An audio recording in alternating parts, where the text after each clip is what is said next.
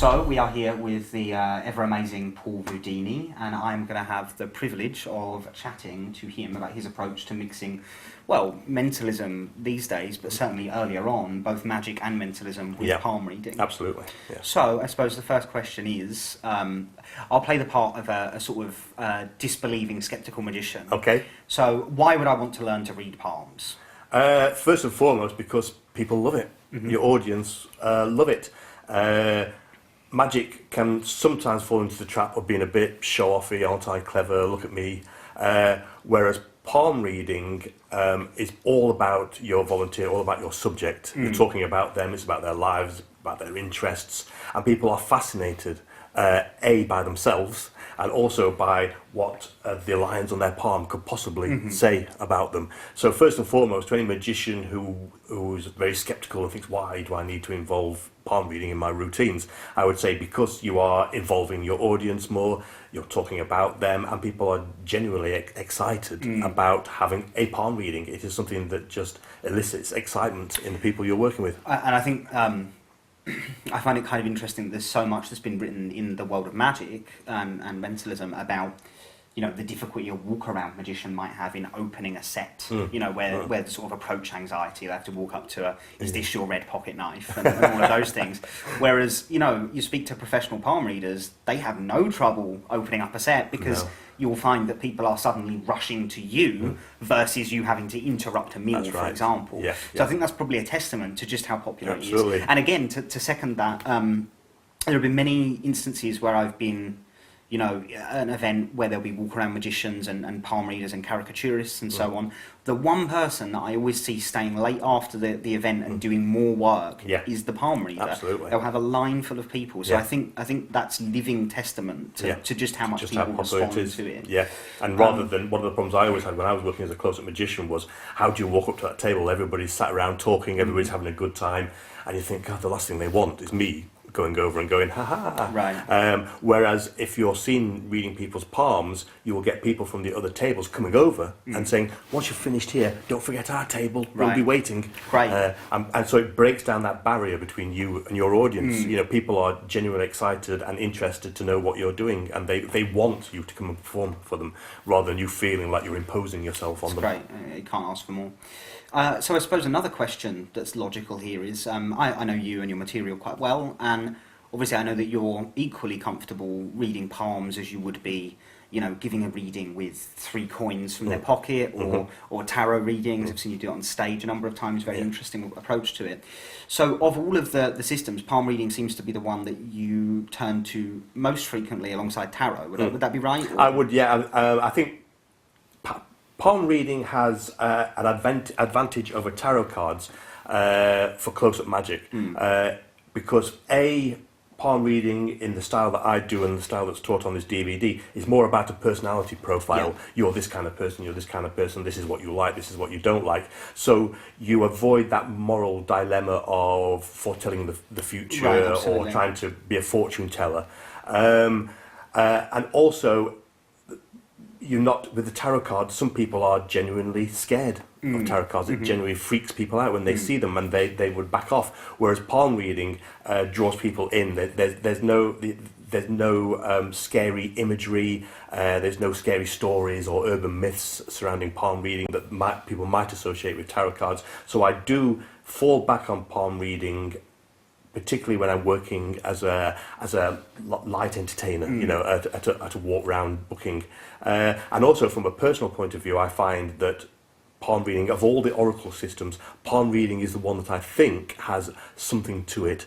Right. Whereas tarot cards, it's more about its chance. You could get any one of 78 cards. You know, it's really just chance. Whereas everybody's palm is quite literally different. Everybody has different palms, everybody has different lines at different shapes, in the same way that everybody has a different fingerprint.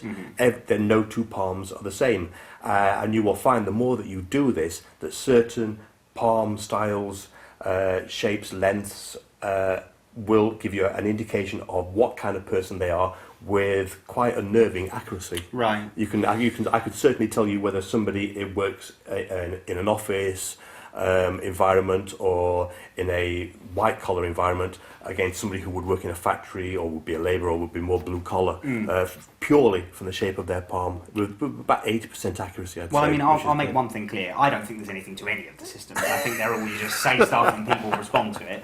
But that also doesn't stop me from doing palm readings and having them hit very hard with people. So an important point to remember if you're, if James Randi happens to be watching this, if James is sitting there going, oh my God, I can't do these now because I have to believe in them, regardless of whether or not, anybody happens to believe there's something in it or not, these are still effective. At the end of the day, it's entertainment. Yes. This is entertainment. Palm reading is a wonderful way of engaging your audience, of entertaining them, making them the star, making them the centre of attention. And as I said before, with the palm reading, you don't have that moral dilemma of, am I pretending to be psychic? Am I foretelling their fortunes? All you're doing is talking about the personality profile. This is what you like, and this is what you don't like. This is what your palm tells me what kind of personality you've got, and it goes no deeper than that. One of the things that really draws me to palm reading, and I noticed this during the process of sort of rewriting the stand-up show that I do now, currently, is the fact that it has physical intimacy where no other oracle system can. And I think there's something really powerful about talking to somebody about who they are while being physically connected to them. Absolutely. And I know that sounds like such a basic thing to say, but if you really think about it, a palm reading itself is probably one of the few times that you can walk up to a complete stranger, hold their hand for 15 minutes, and gaze into their eyes. Into their eyes, and it's very intimate. I think there's a great sense of connectedness with palm reading that other systems won't allow. That's right. Certainly with tarot card readings, even though I think they can be very powerful, it's almost a disconnect because you're afraid during the process. With a palm reading, it's a sense of them, or for me, my experience, the further you progress into giving them a little bit of knowledge about what each thing means, the more attentive they are, because this is something that will travel with them. Absolutely. So they may go home to their husband or their wife and say, you know what, let me look at your thumb. Whereas nobody is ever going to be able to go home, or very few people are going to go home and start saying, you've got the Hanged Man reversed, with a crossing tower, which, I think would probably mean that you should, you don't leave the house tomorrow. just stay in for a few days. But you know what I'm saying, you can take that with them. And that's one of the things one of the ways that I engage the people I'm reading palms of, is to say to them, if you listen to me, I'll explain to you what I'm doing, so you can take this skill away with you, and you can do all of your friends. You can read all of your friends' palm. And as you say, that means they're twice as attentive now, because not only are you reading their palm, you're teaching them a skill that they want to have. People are so intrigued by palm reading that to be able to go up to their friends and say, I know how to read palms, is something that people just love to have that skill. Absolutely. I mean, for the magicians that are watching this DVD that perhaps are, even after watching you do it for hours now, are on the fence a little bit, I think a really good test, and this is certainly what I did initially, is in any trick. Let's imagine you're doing sponge balls, or you're doing, a brainwave deck, and during this process you ask the spectator to hold an object. Rather than just say, please hold these cards, if they were to, during the process of the trick, say, please hold out your left hand, that's your psychic hand. You have an interesting lifeline. It appears that you're somebody that likes to grab things by the throat and really shake stuff up. But that's not important right now. Just hold on to these cards for a moment and just see how long it is until that spectator asks you to carry on with the palm reading. Or they'll say to you, ooh, can you read palms? Yeah, and I think that's probably the acid test, just something as simple as that and as non-threatening as that within an established close-up act, it can really add value to what you do. Absolutely, and it's a skill. It's another skill in your bag of skills to have. And another reason that I'm drawn to palm reading above a lot of other systems is exactly that. It's a skill that travels with me at all times. I can never forget my brain. Even though sometimes it does take leave, but I don't forget it. I know it's still there. Just sometimes I choose to ignore it. Those things live in my head, which means that if I turn up somewhere, let's imagine those disastrous gigs where they say, the barbershop quartet hasn't turned up, you need to do an extra 45 minutes. Yeah. You know, What can I do? Yeah. Maybe this is part of that invisible skill set that Absolutely. I don't need physical Yeah. objects for. Yeah. I think the structure of your readings are quite interesting as well, and I think that's something that is worth considering before people go out there to actually give a reading, is what they're going to say when. Yes. Because I know a lot of people seem to struggle, and certainly I did when I first began doing, any kind of reading, is, you sit there and you learn the technique, you learn, Jupiter, Apollo, creativity, responsibility, the lifeline, but then suddenly when you get out there, you get the rabbit in headlights sort of thing, where you don't know what to say. So what I teach on this DVD is the whole method, from sitting down with the person to how you start the reading. I always start my reading in the same way, so I'm never stuck for anything to say, because I sit down, I know that the first thing, and the guys who watch the DVD will know, or will see later on in the DVD, I always start with thumb and the angle there, because I know that means how good or how bad people are with money. So I start there and I work around 10 set points, so I'm never stuck for anything to say. That I have that sort of routine fixed in my mind, so when I sit down with somebody, it's almost like I go into autopilot. I don't get that rabbit in the headlights syndrome of what do I say. Well, I think this raises an interesting point that might go missed by many magicians, which is or certainly in my opinion and in my observations, the most effective palm readers I've seen are ones that treat their readings like routines. They think of them as being, this is the opening of my reading, this is how I close the reading. I should have a little bit of light-hearted humour here, it should be more emotionally charged here. In the same way that a magician might structure, an hour-long stand-up show where they'll want the flashy opening and the big finish, and viewing each reading as a routine. Absolutely. And realising that just because every palm is different, it doesn't mean you have to say something different every time. Oh, no. You start to develop kind of licks, as you it do, were, yeah. The more you do it, the more you'll... I mean, I teach in the DVD certain phrases to use, but when you start doing this in the real world, you'll start coming up with your own phrases. You'll start to script it in ways that suit yourself. So it's very adaptable, but I've always looked at palm reading as being a routine. It is. I call it my palm reading routine. It is a routine, and I do view it in exactly the same way as I would look at a card trick or a coin routine. Exactly the same way. I think that often gets missed when magicians approach these topics, because this is probably the first DVD that's accessible to magicians, where they're going to learn what they need to know.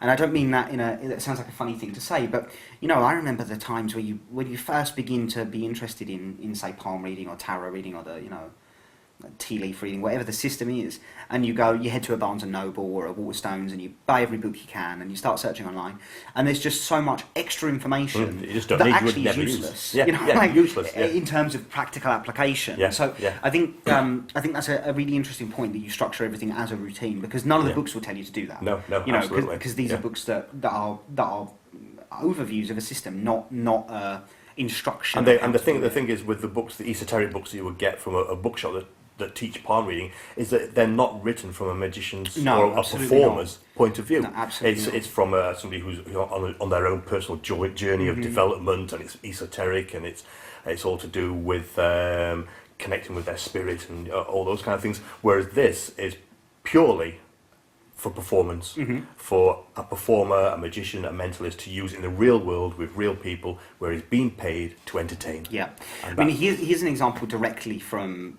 what I do in a stand-up show. I won't go into the trick, but just the hook that I use with a moment in the show.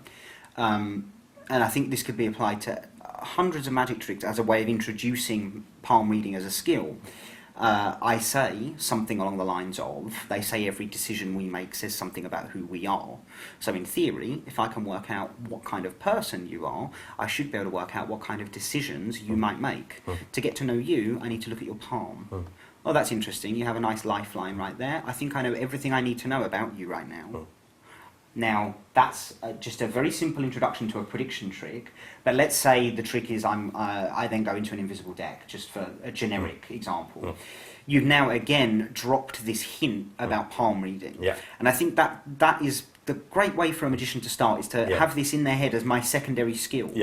And then allow people to ask them about it. And I'm pretty confident that in time, that secondary skill may even become, some people Yeah, maybe even it'd use be it their as a primary skill, and the tricks take a more back seat. I think Absolutely. so. But I think for people, as you say, who are on the fence, just to try it with an invisible deck and say, I'm going to try and predict which card. You're going to think, oh, let's have a look at your palm. Okay, that makes sense to me. I think I've got it. You name your card, bring out the invisible deck. Ta-da, very simple. But you watch the reaction, because people go, wow, my card. Yeah, that's really clever.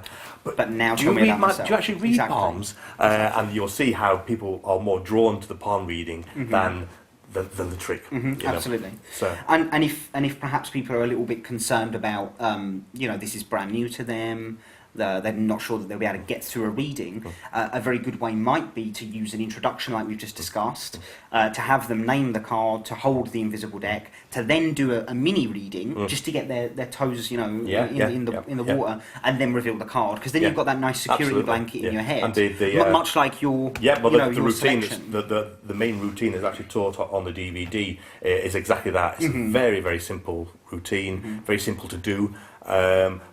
But it's all about the palm reading. Yeah. It's all about the palm reading. But you do have that lovely But you security do have the payoff there. at the end, that even if the palm reading goes wrong, not that it ever should, but if you felt like, oh, I didn't do a very good palm reading, you've still got the payoff at the end, that's going to save you. I just think for some people that structure Yeah. may be a very good thing to have in the back of your head, Yeah. knowing that you can go out there and there's no fear of this turning into an embarrassing moment because you've got that traditional finish. Yeah, the traditional mentalism or mental magic Have you finish. ever, a question that I'm interested in both on a personal level, and actually it's a question that I've never asked you before, so this will be an interesting one, is have you explored the area of sort of tick sheets? And maybe a tick sheet just is sort of a souvenir that can be given away at the end of a reading. I have an illustration of a palm on the back of a business card that often I'll sketch on and give to people. Yeah.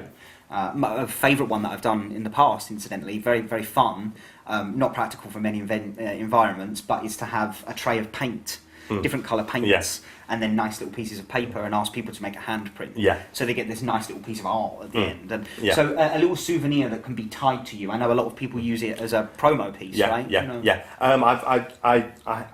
I dabbled years ago with tick sheets, because there's a lot of guys in America who do psychic parties, and then they always use tick sheets and hand it over. It's got all your details on. I don't use them personally because I don't think really there's any need. I mean, it's great on a business card. That's great, and there's a reason for it existing. You've got your details, and that's perfect. That's wonderful. But to actually have sort of sheets of paper that you take around with you, you've got to carry it around with you. You've got to walk around the venue. You've got to have somewhere to lean to do the ticks. And then what I found was at the end of the night, after going through all the thing of constructing the tick sheet, printing them off, taking them with you, carrying them around with you, ticking them off for the people, is that you'd walk around the venue and everybody had disappeared into the dining hall, if you'd been working in the bar area, and all the bloody things were left behind. Everybody had left them on the table. They were covered in beer. They'd been used as beer mats, and you'd think, why did I bother? So I don't bother. Well, I mean, this reflects my sort of feelings on them in general. Instantly, they're called tick sheets often because they will have the various traits pre-printed on them, and then the performer during the reading will tick which trait applies to the person they're reading, which even in and of itself I think makes the reading feel more formulaic, and that's something I want personally to avoid. Absolutely. And then I also I don't want to carry around extra things, as you mentioned, and I think often the notion of a tick sheet in the traditional sense is not particularly beautiful at the end. Yeah. I mentioned the handprint with the paints because it left them with something that was actually a piece of artwork at the end. You know. So I'm interested and kind of glad because that your feelings sort of back up my own a little bit now. But hopefully there'll be somebody watching this that will get in touch with, and if you are that guy, please do. Who knows? The Holy Grail somebody that will create the perfect one. So that brings us on to another thing. In a walk-around environment, if you are booked as, a light entertainment, diversion, not that you would ever be such a diversion, but if you're booked in that sense, are you ever open or comfortable to private readings? It really does depend. I have done. I have worked at events where somebody has pulled me to one side and said, can I have a private reading? Can we go in this room? And they said, yeah, I'll pay you. And they sort of got the wallet out with sort of £20 notes in it. A few times I have done it, but to be honest, all I've done is expand upon what they would have got anyway, Right. if you know what I mean. I gave them more detail and more time, but certainly I haven't done it where I've gone off on a different tangent or used a different system or said anything that I wouldn't have normally said to them in a sort of entertainment setting. Yeah.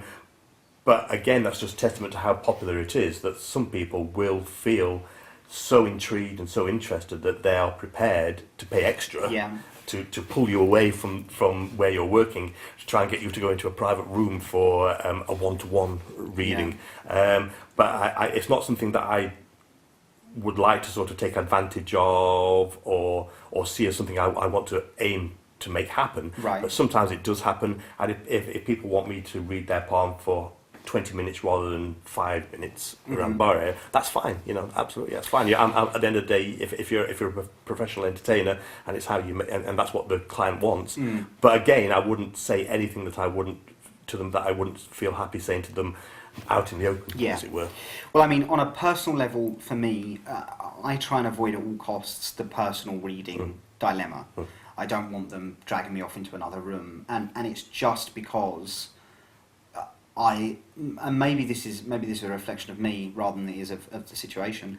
I don't really want to get into the troublesome areas of health advice. Oh yeah, well always. And I think often when you get that, and you can sense it. You know whether somebody's just interested for the entertainment value, or perhaps they're considering leaving their job in the city and going to India to find themselves. And they want you to say, is that right? Is that the right thing to do? And then if you say yes, they're on that plane tomorrow morning.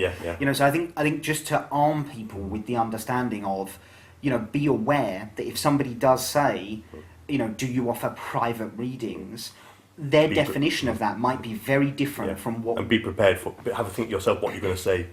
That situation. Well, even before that, I would suggest really making the decision of, am I willing to accept that potential responsibility? And for me, it's no, because I'm there as an entertainer versus as a therapist or a counsellor or an advisor. And I know this is true of you as well. But I think I just have this horrible vision of somebody going out being super excited about it. You get out there, you do it, and then on your first time, somebody drags you off into the corner and asks you to, tell them what to do with some tragic situation. So just be aware of the differences. And I think in that. On the DVD as well, where I'm talking to Charlotte, I mentioned several situations where I've been in, where we've had that sort of moral minefield and sort of how to negotiate that, how to deal with that, and what subjects are appropriate and to stick to, and what subjects aren't appropriate, such as health, particularly, and also money. And what I always say to people is, no matter what, if people appear to. If people want advice and say, oh well, that's great, but I'm thinking about doing this, should I leave my job? Sure, what do you think? It's always to say to them, look, at the end of the day, this is entertainment. Do not make any life decisions based upon what I say. Absolutely. And to be very clear about that, and then you're steering completely clear of any moral. I always say, whenever things are heading in the direction of advice giving or whatever, I always return back to just one of these licks, these sort of lines that you have, where I say, years ago people would have looked at palm reading as a way of predicting the future. Now we know that's not the case. The best way of predicting your own future is to create it, and the only person responsible for that is yourself. And that gets me out of it, but it also, I'm prepared with that line, so I don't stall, and I think it sounds kind of poetic and kind of nice, so it doesn't break the flow of the reading, but it's very easy to understand, and I know that you do very similar things. I do. What my line is, if somebody says to me, straight out, should I leave my job? Should I travel to India? I always say to them, I think you know the answer already. Right. And what people are looking for is validation. They want you to say it's okay to do this, and I won't give that. I won't say, I'll just say. No, you leave it. You leave it hanging. I'll say, I think you know what you want from life. I don't. It's not my job to tell you what to do with your life. The other reason that I tend to not shy away is not the right phrase. Avoid it entirely. The private reading scenario is, I actually don't find it as fun personally, and I don't think it's as entertaining as doing it for a absolutely. group.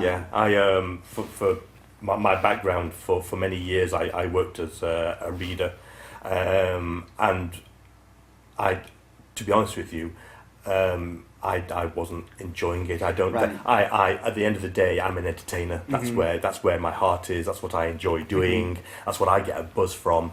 I don't get a buzz from sitting with somebody for an hour, with tarot cards or palm or whatever. And it's heavy, right? It's hard work, and and there's a lot of responsibility on your shoulders, and I just don't need that responsibility. So I a few years ago, completely stepped away from that and made the conscious decision that I was an entertainer, and this is my vehicle to provide that entertainment, but it goes no heavier than that. Yeah. For the sort of group reading setup, there are a couple of things that I've found that I really love doing that this might be a good time to share. Absolutely. The first one is finding a group of women, which are always the best target, for a walk around guy that they love. That women respond to this stronger than men, I think is true. But men do enjoy it as well. With men, I tend to angle it more at the science behind it. So I'll almost view a palm reading with a man as being, for example, saying things like, they used to believe your lifeline told you how long you would live. Obviously now we know that isn't true. Just to credit the guy with this idea of, I'm going to tell you what it really is. Because now it's more mechanistic and more mechanical. And there's a science behind it. Yeah, exactly. Whereas with female readings, I'll tend to be a bit more... intuitive. Yeah, vibes and feelings and touchy stuff. But something I do very much like doing is having two girls that know each other very well, each hold their palm out at the same time, and then I will begin to say in the reading, so you would say that she is the type of person that XYZ, but you really know that you're the type of person that XYZ. And I'm just picking two opposing traits and reversing them, your friend would your friend would say that you're the life and soul of the party. You're the one that she can't get to stop talking, but you're more introverted, and actually you're more of an observer. You only talk when you feel you have something to add to the situation, whereas you won't shut up. So, but now you can create this wonderful dynamic between the two girls about what she says about you and what you know about her. And if you think about it, at no point are you making a single statement now, because you're leaving them to in a very playful way, argue with each other. And I found that particular idea of the double palm reading is a lovely way of closing out a group. And you can scale it up or down. I only do it with two people, but this idea of she says, nice. I think it plays really well, nice. and it now importantly creates a reason for you to leave. Because one of the hardest things with palm readings is I think people are going to find they're going to go to their restaurant and do their walk around, residency, where they're there for an hour, and within that hour they might only have one group, and so leaving is important. So. One of the reasons that I very much like this back and forth between two girls is I can have a very obvious finish point where I say, you know what, I won't say anything else, I'll leave you two to work it out. Thank you very much. And they'll carry on. But now I can go. So that's one thing that I very much enjoy doing. Another thing is with couples, to just talk about their compatibility. For example, if you know... A great sneaky bit that I've done with the idea of compatibility is, let's say you're at an event and you spy a couple. You just happen to know that this woman is married to this man, or they're together, and you're, let's say, 100% confident that they are romantically, tied together. And yet when you get to a table, one half of the couple isn't there. Right, so I know this is not going to happen all the time, but it's, I think, a great bit to keep in your head. Let's say he's gone to the bar. He's in a big sea of people in the bar. I would now say to the woman, can you please show me your hand? Oh, I see that you... Okay, this is interesting. Let's try something special with you to finish things up. So we've done other palm readings. We've got to the woman. I would say, everybody follow me. Stand up. I want to hold your hand. I'm going to look around this room and find your perfect partner. And now you start walking around the room and asking them, can I see your hand? They'll put their hand up. No, it's not you. Can I see your hand? And suddenly you're now doing a stand-up show. It's a lot like when Kreskin, the mentalist, for example, would have an object hidden. And you would get all of that drama from moving around the room, finding the person. But you have a lovely moment at the end where you tap a man on the shoulder and say, can I see your palm? Perfect. You two belong together. and it's the husband and wife. Yeah. But you've in a very real sense Pied Pipered this whole table around the room. Yeah. So I find it a it's great really one. good. In Yeah. fact, at times, not that I do walk around anymore, but in the time that I did, there were times where I would wait to begin my session until this instance was possible. Okay, so Because now everybody in the building, everybody at the event is 100% aware of the fact that you're there. You've done something really quite spectacular. Yes.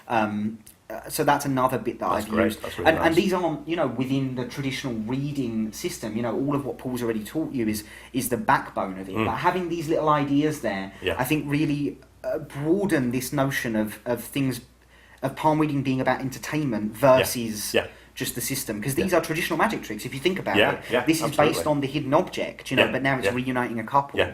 Another sort of fun thing I have done is to talk about reading palms via photos at tables. Okay. A great way of getting people invested or involved in a situation. I'm sure if I was a smarter promoter and business person, instead of the terrible wreck that I am, but if I was, I would get people to upload images to Facebook or whatever it is the cool kids do. But I have had people, say somebody during the palm reading says, "Oh, I wish Hannah was here. She would love this." I was like, "Hey, just call Hannah. Get her to send a photo. I'll give her a palm reading over the phone." Yeah. So now Hannah texts the photo to her friend. The phone's on speakerphone. Everybody can hear Hannah. Again, you're the life and soul of the party. Yeah, it's great. And again, with this particular version, you get a great disconnect because if Hannah disagrees with something over the phone, you can actually turn to the friend and say, "She's lying, isn't she?" And then the friend will always go, "Yes, she's totally that person." And now the entire group laughs and so yet another way of bringing in a different angle, so it doesn't feel like you're Gypsy Rose wandering around the room. Once you've got the skills, once you've got the skills and the knowledge to do palm readings, then it's up to your imagination really about how to integrate that with close-up magic, mental magic, or mentalism in the way that you work, whether it's close-up or stage or just with your mates down the pub. Once you've got that skill, it's a great justification for the routine that you're going to do. That we can do this because of what's in your palm. Absolutely. For me, one of the most valuable uses that I have today with palm reading is immediately after I finish my stand-up show, assuming the venue permits, I leave through the audience and then I'll wait at the lobby. And yet on stage, I will say, please, thanks for coming to the show. If it's a theatre show, thanks for coming to the show. Please make sure you come and say hello before you leave. I'll even tell you what your palm means. Because throughout the show, I've done not big reading. I mean, you've seen my show. You know what not big readings with palm systems, but I've dropped lots of hints. And I personally find it really valuable after a show to be able to have the audience come up and personally connect. Now, in a corporate environment, often that will be where other shows will come. Because suddenly you're the human being versus the guy on the with the 60-foot video screen, those big corporate events where people feel like they can't even approach you. So having this skill of, I can tell you what the palm means, and now doing these readings afterwards, it's almost like added value because the event organizer loves the fact that their convention attendees are connecting one-on-one and all those other synergistic words. But at the same time, it's a good time to start mentioning, here's my business card, here's my this. Oh, it's lovely to see. Oh, you've got an interesting palm. And it gives you added value as well. Next time they want to book a magician, a mentalist, a mystery entertainer, they'll say, well, there was that guy that did the palm reading as well. That was great because he did palm readings afterwards. Against the other guy who doesn't, then who they're going to book. Yeah, absolutely. Well, I think probably you've answered all of my questions, but I'm going to do a quick Paul Voodini answers at the snap of a finger, the questions that I believe might be in the minds of people at this moment. Okay, so let's do the worst question in the world, and you have to answer in one sentence. One sentence? Yeah. Go for it. You ready? I'm ready. I feel like Jonathan Ross. What happens if it goes wrong? It doesn't go wrong. There's no such thing as wrong. Perfect answer. What happens if they say you're not accurate? You talk about how your perception is different to theirs. I wonder why that is. I wonder why that's what I'm picking up from you. I wonder why that's different to how you see yourself. Great. What happens in a scenario where you can't stop people asking you to read their palms? How do you leave? You have to be very firm. I had been once where I pretended to go to the toilet and actually went down the fire exit. Yeah, Never came back. It was a student gig. They didn't care. They were drunk. Uh-huh. And I've also been chased across the parking lot by people going to my car saying, "You haven't done me yet." Wow.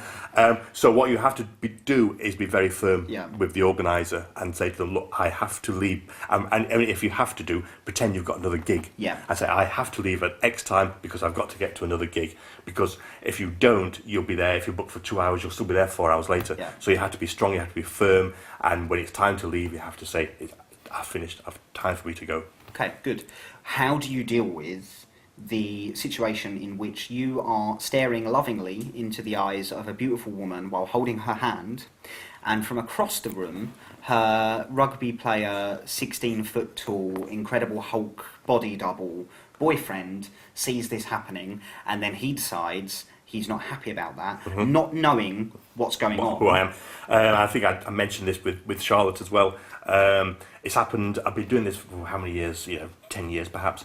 It's happened only twice that I can think of where I felt uncomfortable, where this guy's come over, sat down, and has been quite, overbearing, and his wife/girlfriend has obviously been a bit, all I do at that point is go, well, when they sit down, I'll say, "Hi, I'm Paul, I'm the magician working here, just giving a palm reading."